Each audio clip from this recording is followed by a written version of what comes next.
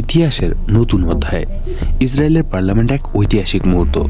প্রথমবারের মতন একজন বিশ্বনেতার গলায় পড়ানো হলো সর্বোচ্চ সংসদীয় সম্মান। ভারতের প্রধানমন্ত্রী নরেন্দ্র মোদী সম্প্রতি ইসরায়েলের পার্লামেন্টে নিসেট এর সম্মানে ভূষিত হয়েছেন। তাকে প্রদান করেছে মেডেল অব দ্য নিসেট, যা ইসরায়েলের সংসদের সর্বোচ্চ সম্মান হিসেবে বিবেচিত।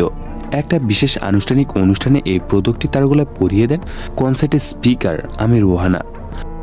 সরকারি তথ্য অনুযায়ী এই পদক প্রথমবারের মতো প্রদান করা হয়েছে, অর্থাৎ ইতিহাসের প্রথম ব্যক্তি হিসেবে এই সম্মান পেলেন নরেন্দ্র মোদী। এই সম্মান দুই দেশের কূটনৈতিক সম্পর্কের এক নতুন মাইলফলক হিসেবে দেখা যাচ্ছে।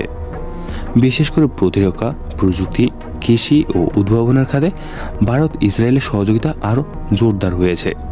এটা ইসরায়েলের সংসদীয় সর্বোচ্চ সম্মান, তবে এটা কোনো আন্তর্জাতিক বৈশ্বিক পুরস্কার নয়, বরং একটা দেশের নির্দিষ্ট সম্মাননা, যার কূটনৈতিক গুরুত্ব অত্যন্ত তাৎপর্যপূর্ণ।